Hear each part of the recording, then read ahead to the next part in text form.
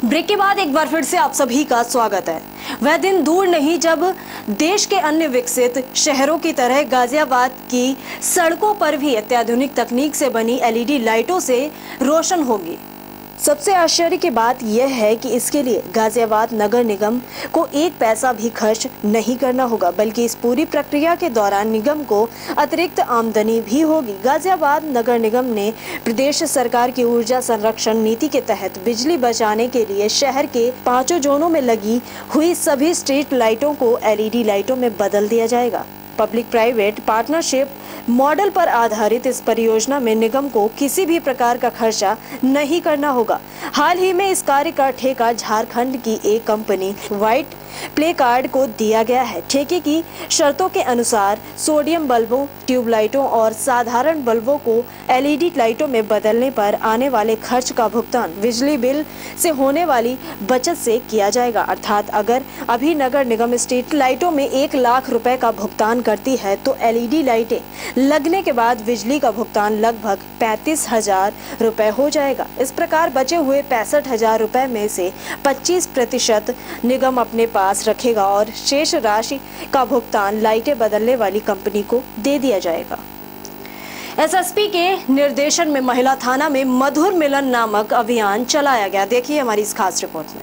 SSP निर्देशन में महिला थाना में मधुर मिलन नामक एक अभियान चलाया गया, जिसके तहत 35 परिवार जो कि टूटने की कगार पर थे, उनको परामर्श के द्वारा काउंसलिंग कराकर टूटने से बचाया गया और जिससे उनकी खोई खुशियां वापस लौट आई।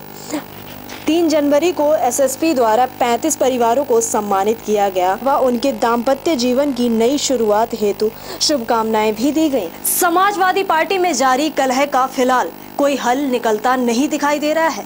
अखिलेश यादव और मुलायम सिंह यादव के बीच चल रही तनातनी की सुलह अब आजम खां कराने के लिए आए हैं। मुलाकात के बाद आजम खान ने कहा कि विवाद को खत्म करने के लिए जिसके भी हाथ पैर जोड़ने होंगे वो जोड़ लेंगे।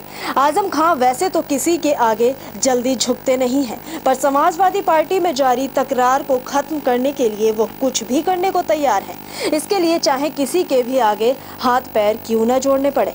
पार्टी में जारी घमासान को सुलझाने के लिए आजम खान ने मुलायम सिंह से मुलाकात की है। मिलने के बाद आजम खान का कहना है कि दोनों पक्षों में बातचीत चल रही है, तकरार जल्द ही खत्म हो जाएगी। लखनऊ में करीब 3.5 घंटे तक मुलायम, अखिलेश और शिवपाल यादव के बीच बातचीत होती रही, लेकिन नतीजा कुछ नहीं निकला। सूत्रों के मुताबिक मुलायम सिंह ने अखिलेश से कई बार कहा कि रामगोपाल यादव ने जो विशेष अधिवेशन बुलाया है वो गैर संवैधानिक है। इस पर अखिलेश का जवाब था कि नहीं, रामगोपाल चाचा का बुलाया अधिवेशन बिल्कुल सही है। कश्मीर घाटी के हिजबुल मुजाहिदीन के कमांडर बुरहान वानी के मारे जाने के बाद 59 युवा आतंकवादी बन गए हैं।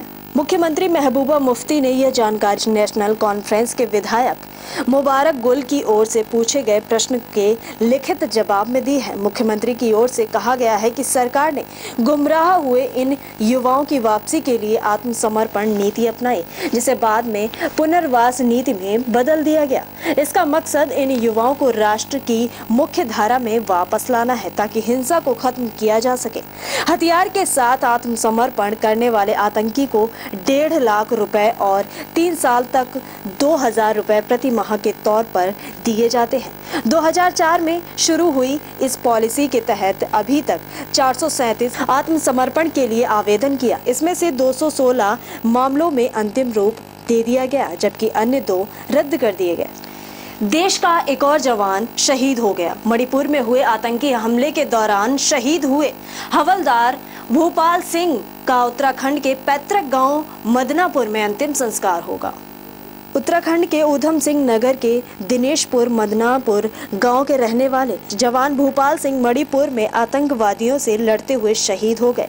उनका अंतिम संस्कार किया जाएगा। 40 साल के भूपाल सिंह असम राइफल्स में हवलदार थे और मणिपुर में थौबाल में आतंकियों से लोहा लेते हुए शहीद हो गए। भूपाल सिंह बेहद बहादुर थे। अपनी आखिरी सांस तक वो देश के लिए लड़े और 2 आतंकियों को ढेर कर दिया। पूरा गांव भूपाल सिंह की शहादत पर आंसू बहा रहा है।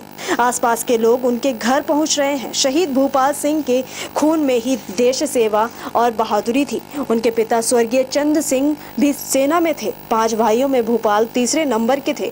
शहीद भूपाल के छोटे भाई बलवंत सिंह बड़े भाई की शहादत में बेहद दुखी हैं। तो फिलहाल के लिए खास खबर में बस इतना ही और तमाम बाकी खबरों के लिए देखते रहिए समाचार टाइम 24। भारत की